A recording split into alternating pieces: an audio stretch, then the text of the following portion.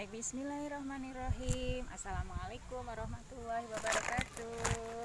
Alhamdulillahirabbil alamin. Allahumma sholli wa sallim wa barik ala sayyidina Muhammad. Alhamdulillah, pagi hari ini kita bertemu lagi ya. Satu hari lagi yang Allah titipkan untuk kita.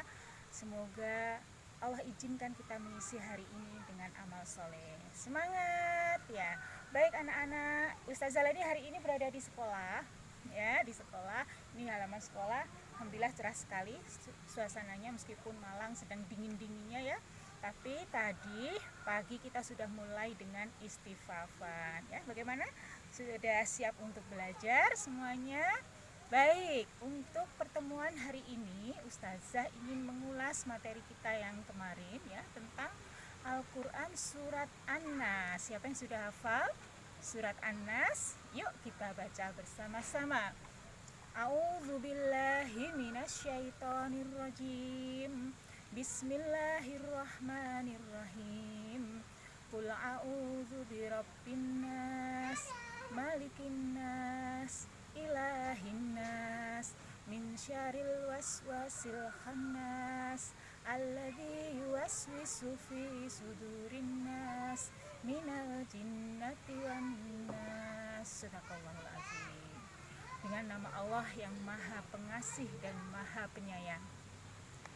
Katakanlah, pemilik manusia, aku berlindung kepada Tuhan yang memelihara dan menguasai manusia, Raja manusia, sembahan manusia, dari kejahatan bisikan setan yang bisa bersembunyi, yang membisikkan kejahatan ke dalam dada manusia dari golongan jin dan manusia.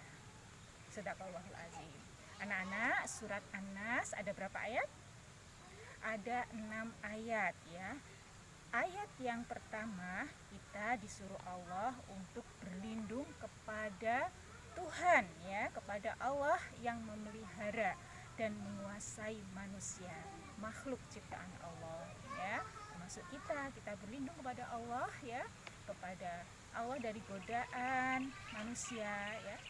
Allah adalah rajanya manusia ya. Allah adalah sembahan manusia. Dari apa saja kita berlindung kepada Allah? Dari kejahatan-kejahatan setan yang bersembunyi. Namanya khannas ya. Khannas itu makhluk yang bersembunyi dan dia akan lari saat kita menyebut nama Allah. Kalian tahu semuanya ya, kita sudah paham bahwa Allah sudah menciptakan kita sebagai makhluk yang paling baik, yang paling sempurna. Jadi jangan sampai kita kalah dengan setan. Bagaimana caranya biar kita tidak kalah dengan setan? Kita minta perlindungan sama Allah yang menciptakan kita, yang menguasai kita ya, yang kita sembah ya. Kita berlindung kepada Allah dari segala bisikan, godaan-godaan setan ya. Misalnya apa? Godaan untuk tidak mau menghafal Al-Quran, godaan untuk malas bangun subuh sholat, godaan untuk tidak mau mengaji, godaan untuk membantah orang tua, godaan untuk mengganggu adik ya, godaan untuk merusak lingkungan kita ya, mungkin kita jahil dan sebagainya. Kita berlindung kepada Allah dari segala kejahatan itu. Dari siapa? Dari setan. Setan itu bisa dari golongan jin dan bisa dari golongan manusia. Golongan jin seolah kita sudah paham ya, makhluk yang tidak terlihat tentu saja, dan kita sangat hati-hati dengan ini. Kalau dari golongan manusia seperti apa? Golongan manusia itu bisa jadi dari bisikan teman-teman kita. Enggak usah, jangan berteman sama si A, jangan mau ya nanti berbagi makanan dengan si B, yuk kita jahilin si C, yuk kita ganggu si D, dan seterusnya. Ini bisikan-bisikan setan yang berasal dari golongan manusia. Ada nggak ya yang seperti itu ya?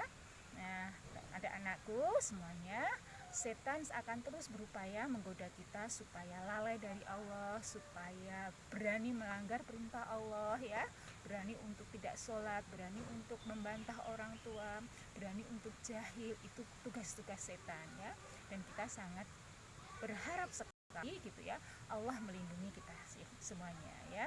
Kita berupaya, Allah melindungi kita dengan apa? Kita berlindung salah satunya dengan itu tadi ya. Qul a'udzu birabbin nas, malikin nas, ilahin nas, min syarril waswasil khannas, alladzi yuwaswisu fi sudurin nas minal jinnati wan nas. Jadi berlindung, ya Allah lindungi aku dari godaan setan yang terkutuk ya, seperti itu. Kalau pas waktu sholat kok rasanya kita mudah lupa dengan bacaan kita jadi pingin jahilin teman yang sholat juga dengan kita, langsung berlindung kepada Allah ya. Contohnya Rasulullah dengan apa? Dengan meludah 3 kali ke kiri ya. Meludah tentu saja bukan meludah yang banyak begitu ya, untuk syarat saja, cuk cuk cuk seperti itu ya. Kemudian apa, misalnya kita kok tiba-tiba makan dan minumnya gitu ya nggak sesuai adab Rasulullah, kita diajari di sekolah ya, makan dan minum dengan membaca basmalah, dengan duduk ya, dengan mengambil yang terdekat, berdoa sebelum dan sesudah makan. Itu ajaran sunnah dari Rasulullah, dan setan nggak suka kalau kita melakukan itu. Kita upayakan, ya Allah aku mau begitu ya, aku mau makan dan minum sesuai dengan adab yang dicontohkan oleh Rasulullah ya. Kita berlindung kepada Allah, maka jangan lupa untuk berdoa, mengawali dengan doa dan menutupnya juga dengan doa. Kemudian ada lagi misalnya ya, contoh kalau kita mau tidur, berangkat tidur gitu ya, kita sering ya tidur kebablasan sampai lewat adzan subuh, kita sulit untuk dibangunkan. Kita tahu itu ya, ada setan yang mengikat kita saat berangkat tidur, 3 ikatan. Nah ya, kita minta perlindungan sama Allah, pertolongan sama Allah supaya menjaga tidur kita ya.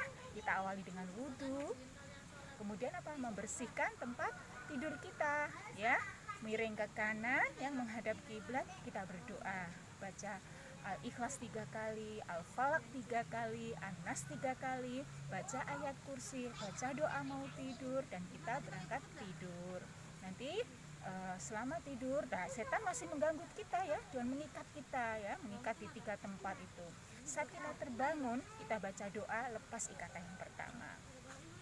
Kemudian kita bangun, berangkat ke kamar mandi, ambil wudhu, lepas ikatan yang kedua ya.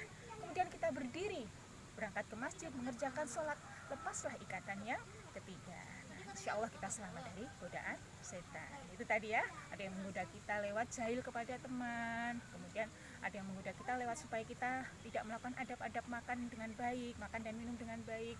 Ada yang menggoda kita ya supaya kita tidak melakukan sunnah-sunnah sebelum tidur, tidak berdoa dan seterusnya ya, sehingga kita terlambat bangun subuh, terlambat ke masjid. Nah itu juga ada juga yang menggoda kita supaya tidak mau mengaji, tidak mau belajar, tidak mau membaca Al-Quran. Ada ya yang tergoda seperti itu ya, rewel kalau mau belajar ya, kemudian mengganggu, malah ya mengganggu temannya atau orang tuanya supaya boleh untuk bolos, boleh untuk tidak belajar. Nah ini juga godaan setan. Kita ingat selalu bahwa belajar adalah untuk kebaikan kita. Kita semuanya ingin menjadi ahlul Quran, kita semuanya ingin Allah sayang kita ya, sayang orang tua kita dengan kita belajar Al-Quran. Maka kita harus selalu semangat ya, singkirkan semua godaan setan. Ingat ya bahwa Allah yang menciptakan kita ya, pemilik kita ya, yang mengatur hidup kita. Maka kita minta perlindungan sama Allah.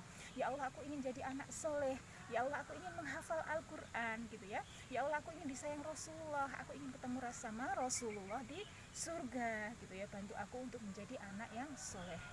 A'udzu billah, aku berlindung pada Allah minasyaitonir rajim, dari godaan setan yang terkutuk. Gitu ya. Kita belajar surat An-Nas hari ini.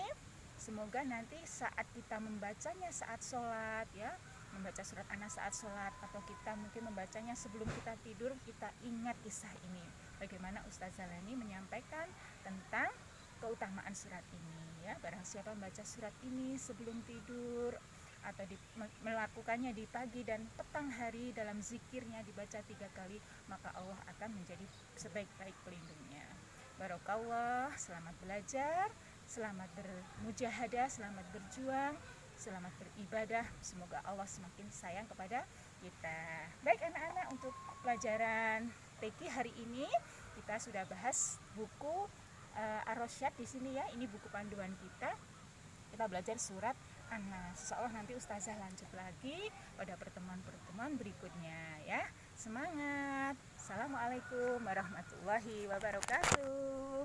Salam dari sekolah. Nak Sali ya. Insyaallah ya, kita berdoa semoga coronanya segera pergi dan kita bisa bertemu lagi di sekolah. Masalamah, fi amanillah. Assalamualaikum warahmatullahi wabarakatuh.